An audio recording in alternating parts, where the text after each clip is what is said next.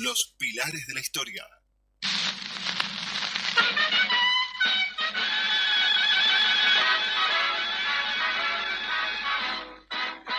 Ya no hay alternativa.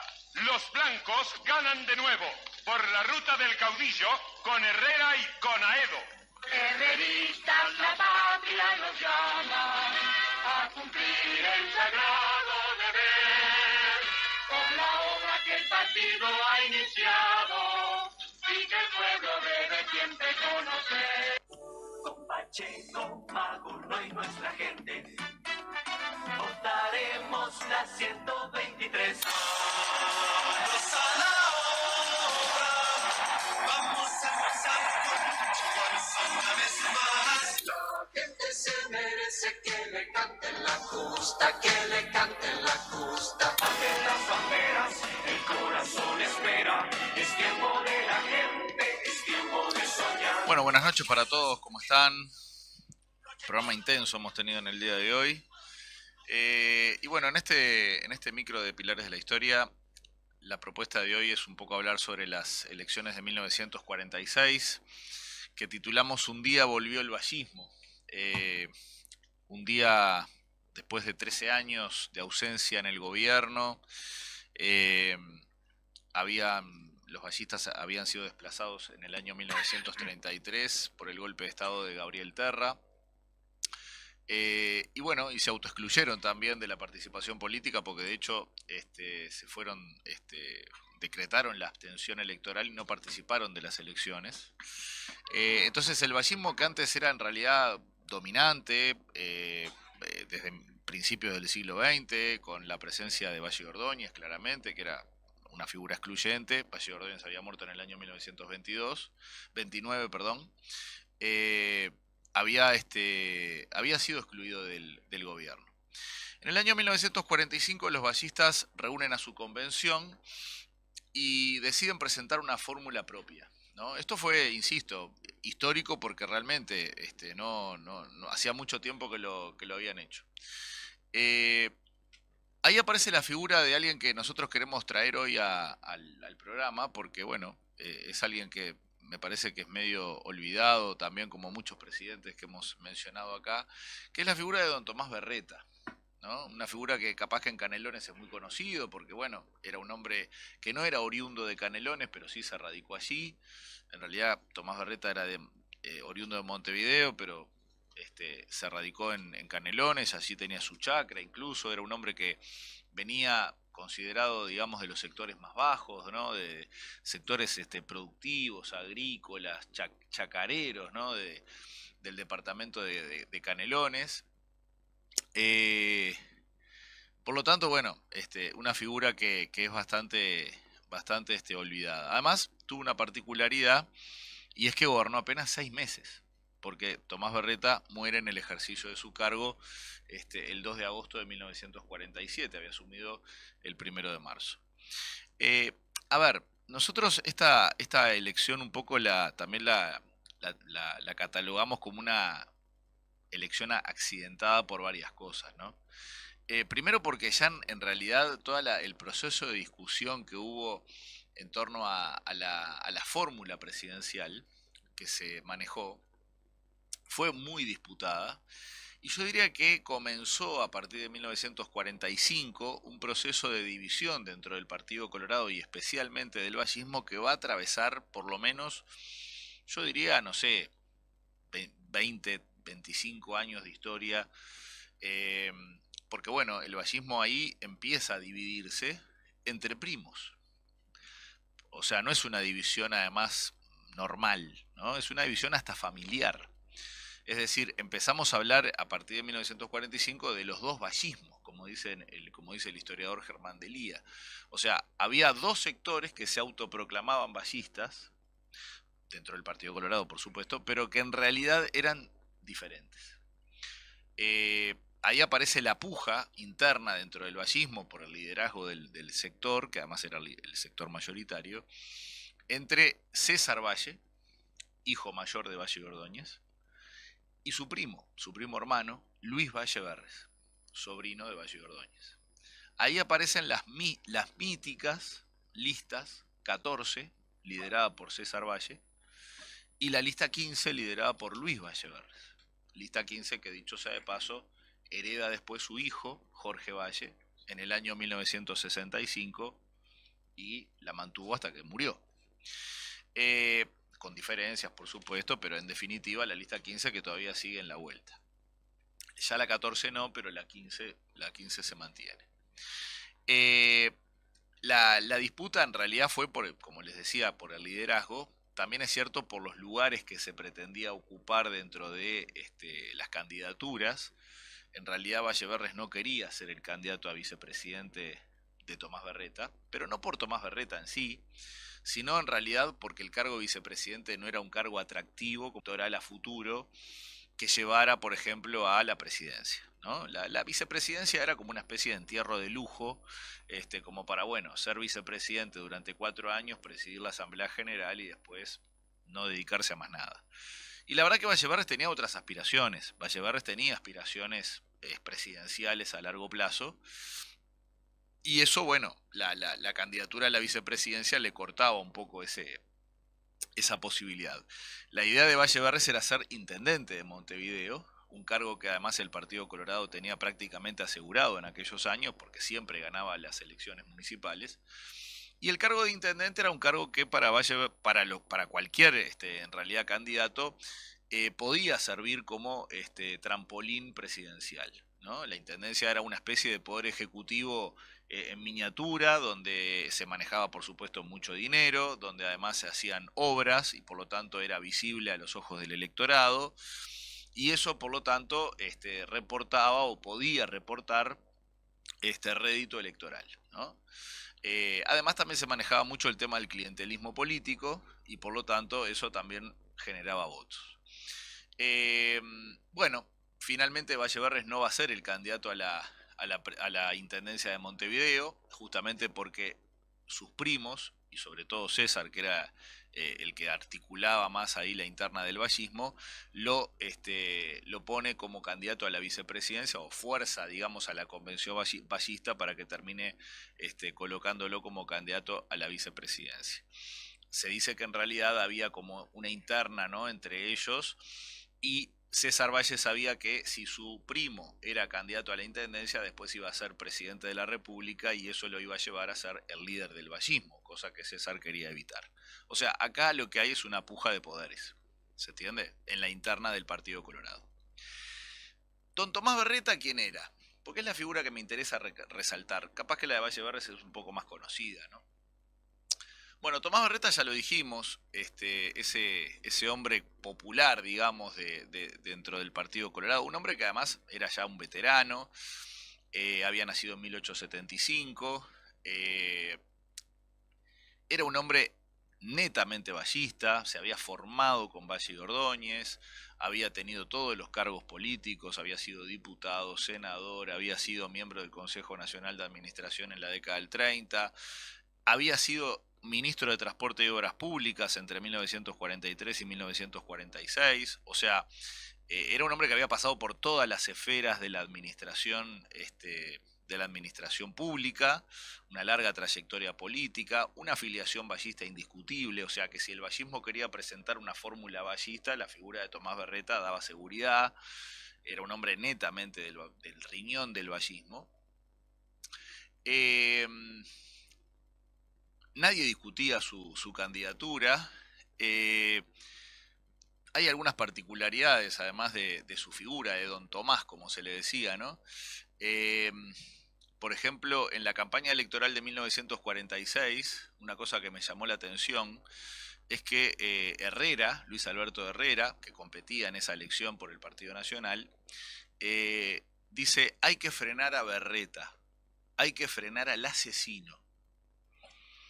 Esto para que vean que en aquella época además no se venían con chiquitas a la hora de acusarse de cosas, ¿no? Hay que frenar al asesino, metía Herrera en la campaña electoral del 46. Yo dije, ¿asesino por qué? Claro.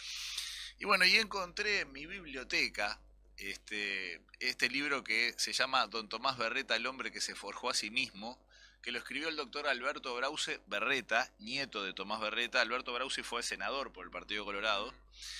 Que que relata en un parrafito acá en la página 18 un acontecimiento. Tomás Berreta fue escribiente de la jefatura de policía. O sea, él levantaba denuncias, ¿no? Y un día estaba esperando en el año 1898, estaba esperando un tren en la Terminal Colón, ¿no? Estaba esperando el tren en la Terminal Colón, año 1898, y se enteran de que había muerto, cayendo de su caballo accidentalmente, el general Diego Lamas. Para que tengan una idea, muere en las intersecciones de las actuales San Quintín y Garzón, en la zona de Belvedere, que de hecho hay un monumento. Además muere de una forma muy tonta. El general Diego Lamas, que era un tipo avesado en la caballería, se cae del caballo. Murió así, Diego Lamas. Una cosa muy, no sé, medio extraña. El asunto es que Tomás Berreta estaba esperando el tren y dice, murió Diego Lamas. Y Tomás Berreta hizo un comentario, parece que dicen que lamentó la muerte, dijo, qué increíble, no sé qué. Y alguien que estaba ahí, que se llamaba Pastor Meléndez, parece partidario de Diego Lamas, como que se toma un comentario medio burlón de Tomás Berreta y lo increpa. Entonces dice, ¿cómo que te estás metiendo con el general Diego Lamas? Empieza una trifulca entre ambos, empiezan a las piñas. Sí, Pastor Meléndez se le lanza encima a Tomás Berreta, y Tomás Berreta, que como era de la jefatura, tenía armas, o sea, tenía un revólver, en aquella época igual todo el mundo andaba calzado, saca el revólver y le pega 2 tiros. Lo deja seco. Asesino. Y lo mató. ¿Lo mató? Lo mató. Por supuesto, policía. Viene el juez Julio Bastos. Viene el juez Julio Bastos, que luego fue presidente de la Suprema Corte de Justicia. Viene el juez Julio Bastos, toma declaraciones, no sé qué, por supuesto, don Tomás Berreta preso. ¿Quién lo defiende a Tomás Berreta? Mire lo que son las causalidades de la historia. Lo defiende el doctor Gabriel Terra, que fue presidente de la República. Claro. O sea, fue un lío entre presidentes, esto es maravilloso.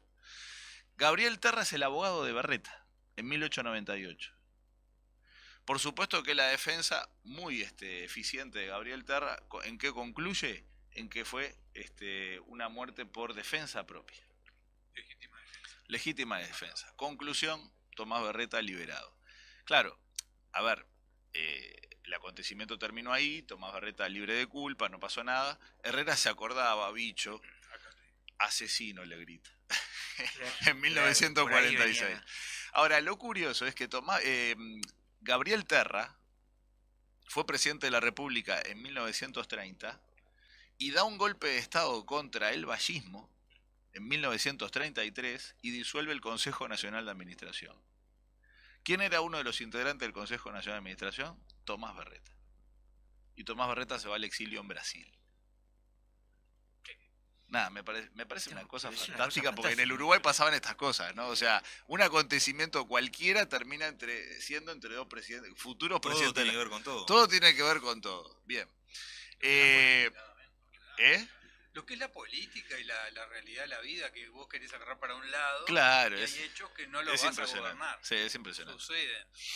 Bueno, el asunto es que, bueno, nada, ese acontecimiento me llamó la atención. Yo la verdad que no lo conocía, lo descubrí ahora. Igual esa no es la bomba que tengo. Tengo una viene la bomba? Se viene la bomba. Estamos preparados. Sí, la bomba tucumana y de todo tipo. Tengo Bien. una expectativa con este tema que vos Sí, sigas terrible. Bueno, don Tomás es elegido presidente. El Partido Colorado gana las elecciones de 1946. Estaba más o menos previsto. Gana con el 46% de los votos. En realidad el candidato más votado individualmente fue Herrera, o sea, saca más votos, otra vez saca más votos Herrera que Tomás Berreta, pero por la ley de lemas acumula el Partido Colorado y por lo tanto eso lleva a que ganara. Además el Partido Nacional estaba dividido, los blancos independientes votaban aparte y eso también le restaba obviamente votos al Partido Nacional. La fórmula entonces Tomás Berreta-Luis Valleverre se transforma en la ganadora. El problema es que Tomás Berreta viaja a Estados Unidos en el mes de febrero, faltaba un mes para su asunción.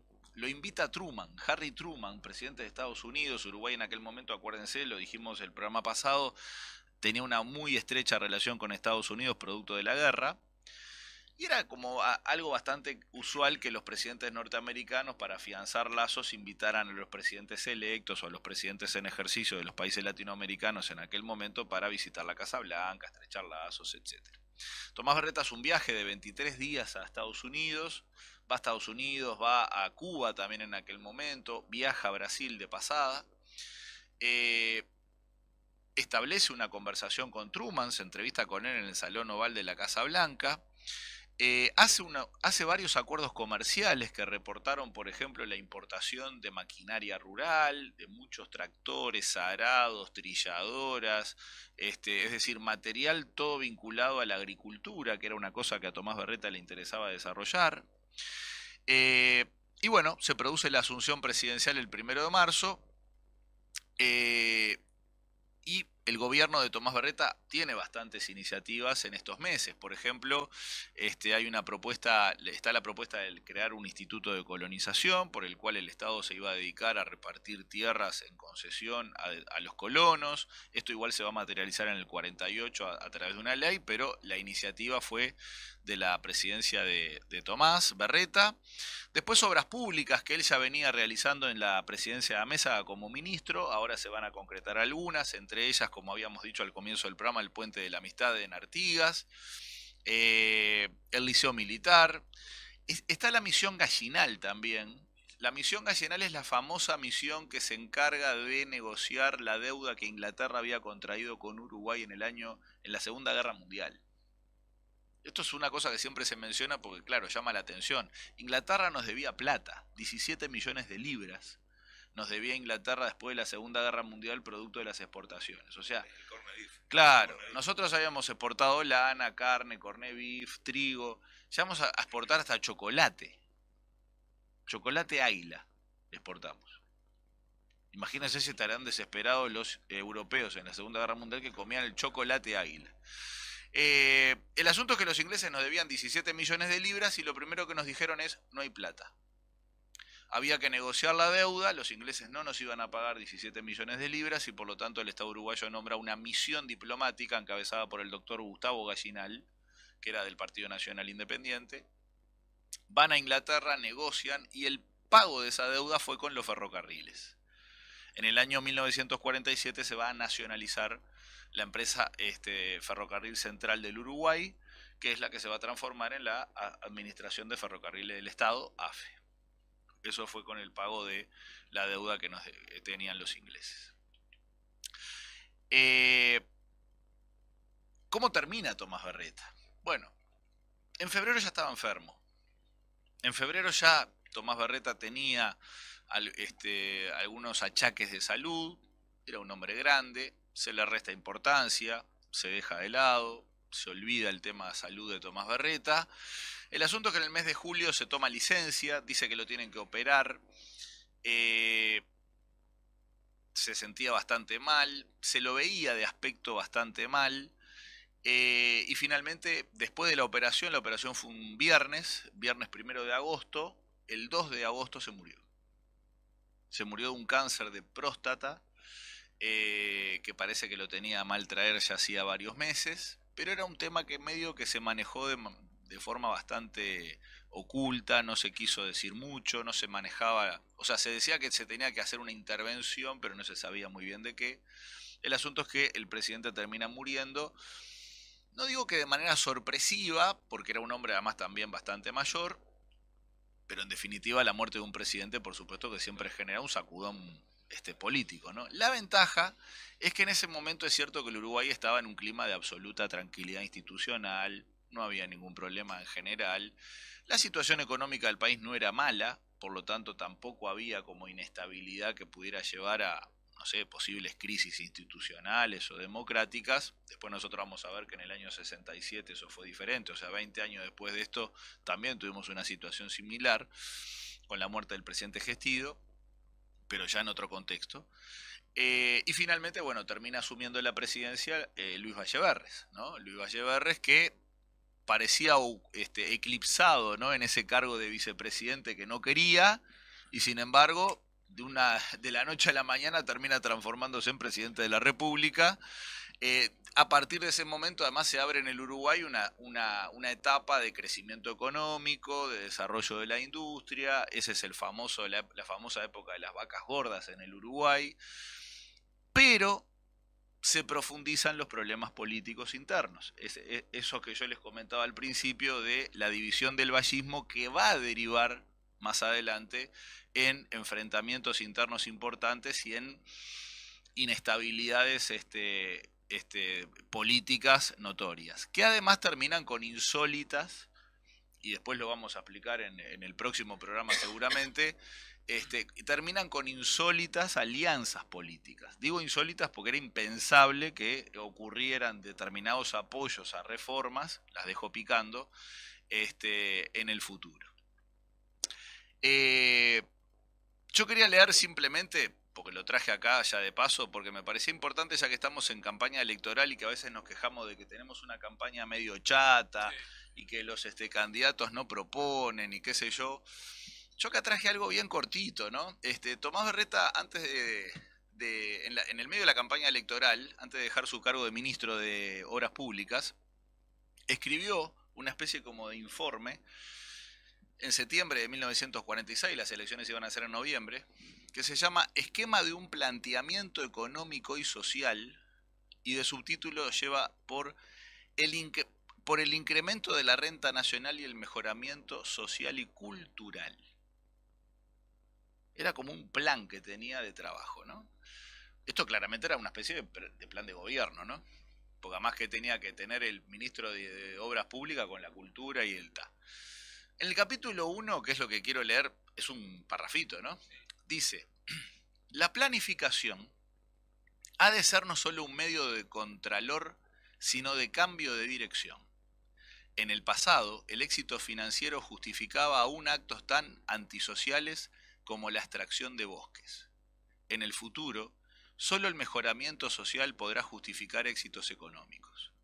Y esta planificación ha de convocar dos caracteres fundamentales: encuadrarse dentro de nuestro régimen democrático, y no solo respetar, sino estimular y orientar la acción privada, para traducir la solución de la más grande eficiencia de nuestro régimen económico.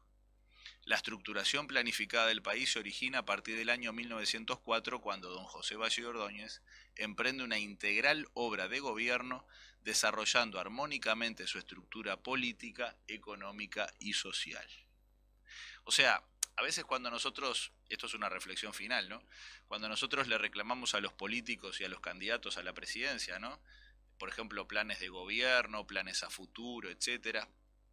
Cómo en realidad, si nosotros vamos después a la historia, había, ¿no?, sustancia en las ideas. Es decir, esa idea de la integralidad, de la planificación, de la coordinación, la idea de que no era solamente la extracción, habla de, por ejemplo, de los bosques, ¿no? O sea, de la tala, es decir, no solamente era el tema de la extracción, sino también de la producción.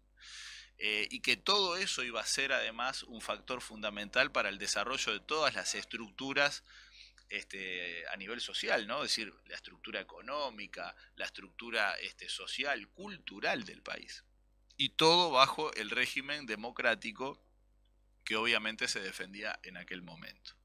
Así que bueno, queríamos traer entonces la figura de don Tomás Berreta, un presidente que en realidad tuvo 6 meses de mandato, bastantes intensos, que dejó proyectos, que dejó cosas, y que bueno, y que queríamos un poco traer al micro, a nuestro micro, humilde micro de los pilares de la historia para engalanar la noche de hoy. ¿Y la bomba? Y tengo una bomba. Atención. Está sonando Bacosi. Las sirenas antiaéreas. A ver. Las sirenas antiaéreas. Esta es la bomba. Elecciones del 46. Departamento de Paysandú. 5.903 votos. Electo intendente José Aquistapache. Ingeniero José Aquistapache. Lo que acaban de escuchar. Tenemos acá a un heredero de la élite política del Uruguay.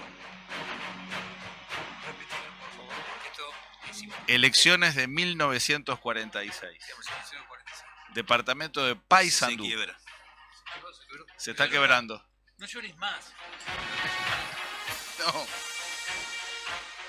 Ingeniero José Aquistapache, Hay una calle. Y si es por intendente de Paysandú, por el Partido Colorado. es mi tío. Y el Salón Rojo de la Intendencia Municipal de Paysandú lleva su nombre y yo estuve en la inauguración y la colocación de la placa. Sí, será humilde este hombre que no nos dijo. Soy muy humilde. Y fue reelecto intendente. Fue 2 veces intendente de Paysandú. He dicho. Era colorado. Sí, como yo. Yo Colorado estoy con como sangre de estoy toro. con el musculoso yo. Exactamente. Le digo más. Le voy a dar una primicia. Voy al Blanco mismo como gimnasio. eso, ¿eh? Voy al mismo gimnasio que el musculoso. Uh, No lo quería decir, pero lo digo. Tenías que decir. se le nota. Bueno, hagamos una. Bueno, gracias por el Muy bueno, el- por favor. Muy bueno, el muy espacio. bueno. Gracias Muy por el bueno. espacio. Vamos Lo más cerrando.